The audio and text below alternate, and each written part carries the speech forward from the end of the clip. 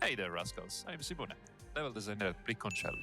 Today we're talking about Chroma Key, our recent project created during the Global Game Jam 2026, as well as the very first project developed by our team.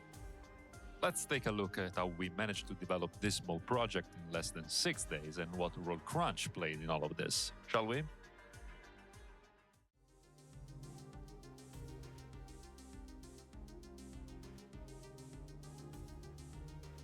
So, a few weeks ago, from January 26 to February 1st, the Global Game Jam 2026 took place.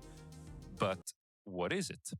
Well, that's pretty simple. Imagine taking hundreds of people, throwing them into a room, or even online if done remote, and telling them, all right, folks, form teams. In a few days, you'll have to develop a game within 6 days. And that's basically it. An event where people, both developers and non-developers, often strangers to each other, come together to challenge themselves to create a playable game in a short time. The key part in these events is that everyone must follow a main theme, and this year's theme was mask.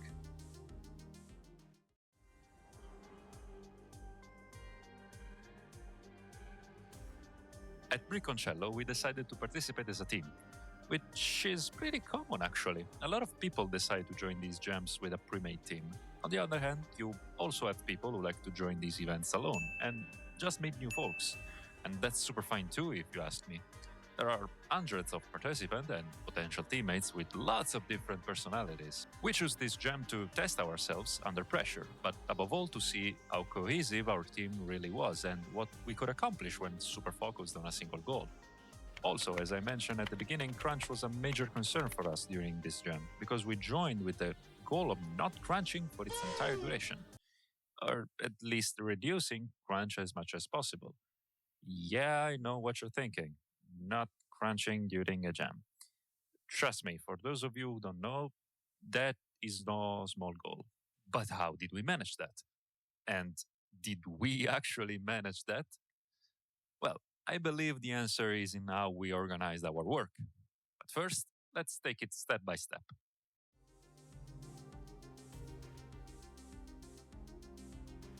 The theme was announced in January 26, and this year was about everything related to mask. So, from the start, we were convinced we wanted to avoid interpreting the theme in a direct way and making something about wearable masks. It felt too safe and predictable. So, what else could we do?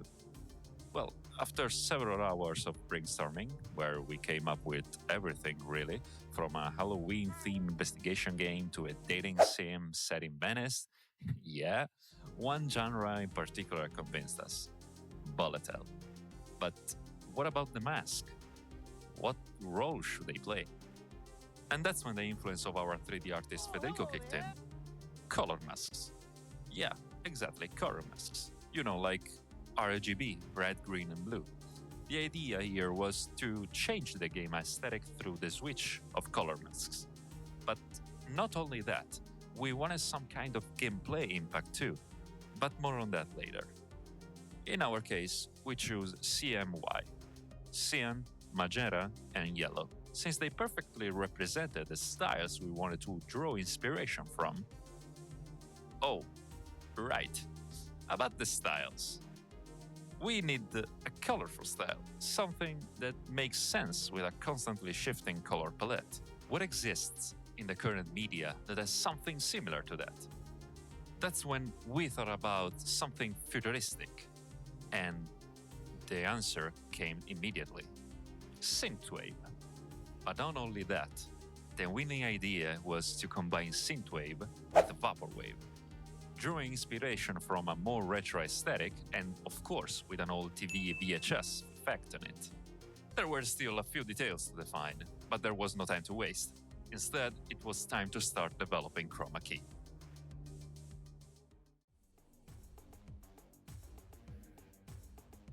Without wasting time, we outlined the core systems needed to create a bullet hell: movement, top-down camera, controls, and especially enemy AIs.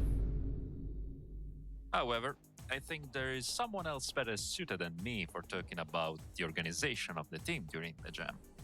Am I right, Simone? Hello there, my name is also Simone. I'm a game designer and producer at Pirconcello.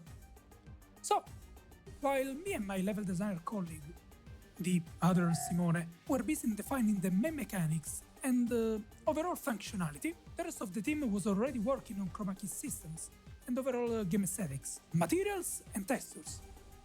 We scheduled our work from Monday through Friday, mostly working in the evenings due to the majority of the team having a full-time job. We set aside Saturday as buffer time, basically extra time in case things dragged on, or worse. Best case scenario, on that day, we'd be free to do whatever.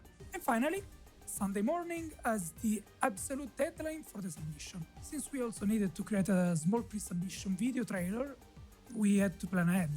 On Monday, we started with writing and organizing clear and above all quick and easy to read documentation for game mechanics and level design. We began implementing the first systems for our bullet hell, starting with the player movement and enemy AI. And we also started creating the first drafts for game music and sounds. Since we were aiming for a retro aesthetic, our audio designer Andrea went for sound effects reminiscent of the 8-bit style, for a more arcadish feel. On Tuesday, there were still some doubts on how exactly the color mask switching would interact with the player, but the solution came early in the morning. We wanted to make the switch be a key mechanic that interacted with as many game systems as possible.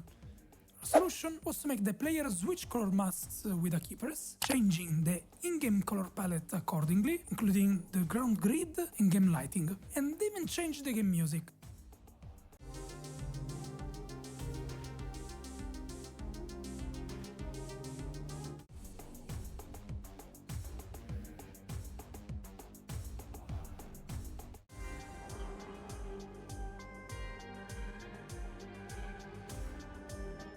The effect on gameplay is that bullets matching the active mask color turn white and become absorbable by the player by touching them. Consuming the absorbed bullets, the player can unleash a large area attack when switching mask again. Earlier we talked about Synthwave and Vaporwave aesthetics, so where are our palm trees? Dolphin statues, Michelangelo's David? There they are.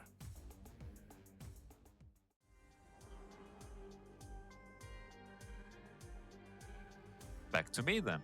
Time to work on the game environment. Between Wednesday and Thursday, it went through several iterations in both shape and size.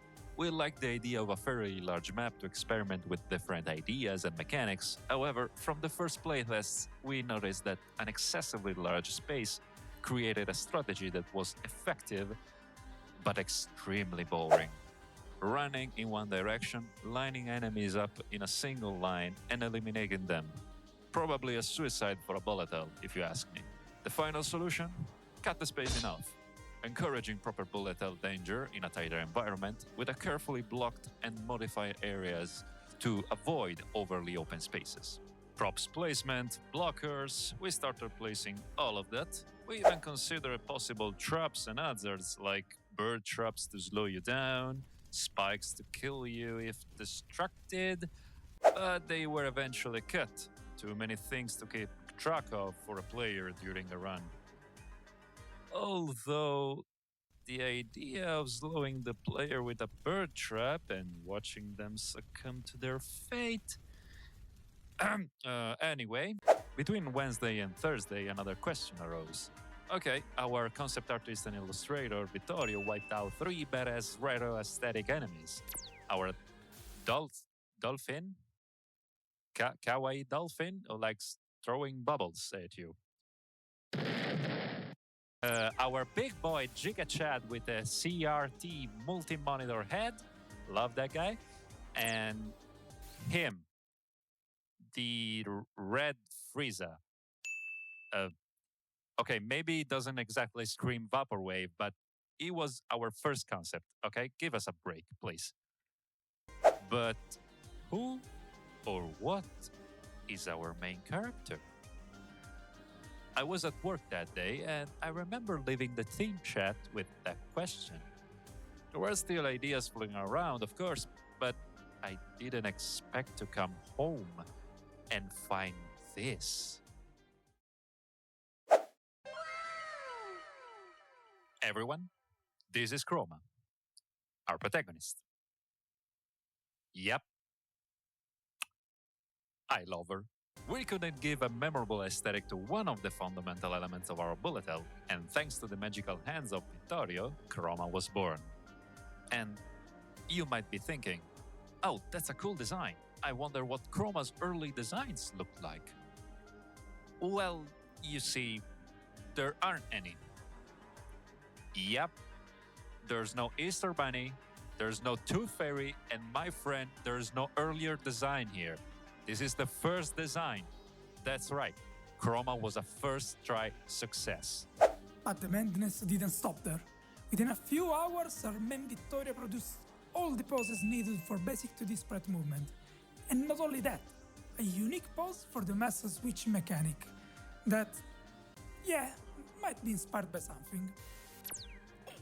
At this point we had everything we needed, but never mind! Our menu now has a giant gif of Chroma's background, and when Chroma dies there are randomized speech bubbles with her face, also inspired by other Japanese media, and we even have a sticker pack for Discord. Okay, maybe we got a little carried away, but it was absolutely necessary, and you're lying to yourselves if you think otherwise.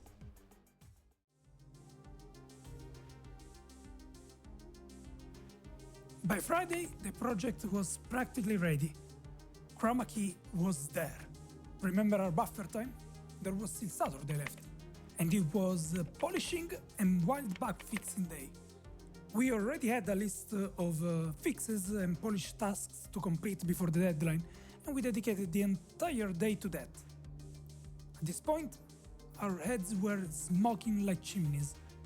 However, one thing was still missing. The video trailer. We were exhausted, and the day was almost over, but it had to be done. That task was mine, so I downloaded and organized all the possible material from our drive, got a general idea of what I wanted to achieve, and dove into video editing at midnight while my teammates were putting the final touches on the project. After about an hour of editing, experimenting, sweating, and moral support from a few teammates who stayed up just to keep me company, the video was ready. Time to upload everything to the Global Game Jam website and collapse into bed, waiting for the next and final day. Wrong! One of our programmers, Marco, deliberately stayed up until 2 AM just to add the icon for the game executable. Yes, 2 AM for an icon. I don't know, it was some kind of weird source control bug. Ask Marco, not me.